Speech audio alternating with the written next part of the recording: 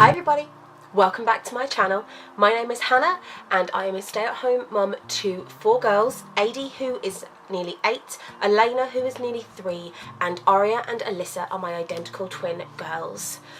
Today's video is going to be one that is part of my baby series that I started over on my family channel, and I will link all of the rest of those videos that are in that playlist in the description below.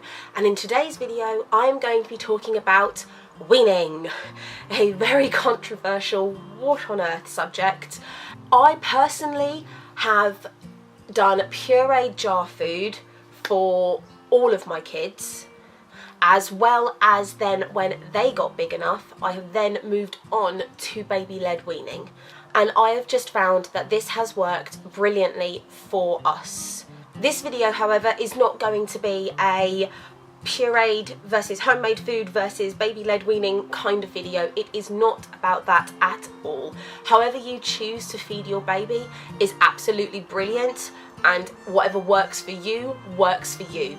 This video is just about some of the things that obviously go hand in hand with weaning, no matter what way round you're trying to do it. Some of them are more led towards purees, but obviously that's just how it goes. So yes, the first thing that I want to talk about is how your child can sit while you are feeding them, and this is relevant to whether or not you are doing baby-led weaning or if they are being fed puree foods.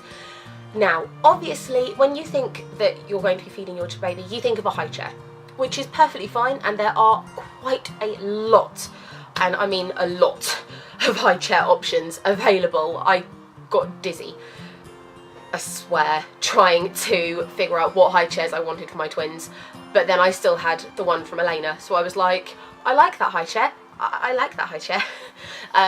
But yes. And there are so many different options that you can have with high chairs. You can have ones that start from when they are so small and then that grow with them, that you have high chairs that also become table and chairs. There are so many different options to be able to find the high chair that again works for you and your family. But there are other options aside from just a conventional high chair, which can be bulky and space consuming. There are options like having a bumbo with a tray that your baby can sit up in from 4 months if you decide to early wean, as well as some bumbos come with straps as well, so you can clip them in to make sure for your own personal mind that they are safe. And a bumbo can be sat on a table if you'd like them to eat with you, or can be on the floor just as is if you are giving them some food while you are doing some jobs around them. Another type of seat is one that is a play seat. Now, I can't remember what the name of this brand is, but this is the seat that my twins were fed in for months when they were little. And it is a toy seat, and I will put a link in the description below of what actual kind of seat it is. And it was amazing because it had toys on one side with a play arch, and you can get them with or without the play arch, but the tray itself spun. So I could have toys on one side that my baby was playing with, I could spin the tray round, and then it was a clear front in front of them so they could pick at the food, or they were able to just hold onto it while I was feeding them that jar for the meal. If you feel like you are running out of space and you really want your child to sit up the table with you as they are getting bigger, there are options that you can get that are a seat that you can then attach to any variation of normal dining room chair. They will have a clip that will go around the back of the chair as well as around the seat of the chair, and then they will have individual clips that can clip your child into that seat. Now again, same as with high chairs, there are a load of different variation ones. You can get ones that are just this bulky big seat if it's never going to move, and you also have travel ones as well that can fold to be space savers, that some of them come in a bag, and there have been ones that I've seen that literally is just a bit of fabric with loads of clips around it to clip it onto the chair and your child, and it literally is a bag this big that you can put in your change bag or in a rucksack that you're taking out and about with you, so that you've got a seat to hand, so that if you end up going out for a meal one day, you can just then clip your child into that, though those are recommended for older range children, I believe. The next thing that is really useful when you are weaning your baby are bibs. Now, again, there is a multitude of different types of bibs that you can get, and they range in sizes and uses as well. You have basic ones that are little fabric ones that have Velcro or poppers attached to keep them around their neck, but then moving up from that, you also have ones that have a fabric front but then have a plastic back, so that if they do get food on it, it doesn't soak through and soak their clothes.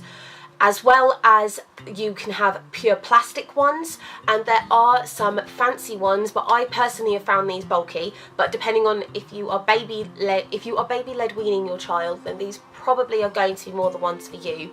They are big plastic bibs that have a little pouch at the bottom of them, so that any food that your baby drops, the bib will hopefully catch quite a lot of it, and it is still good to eat.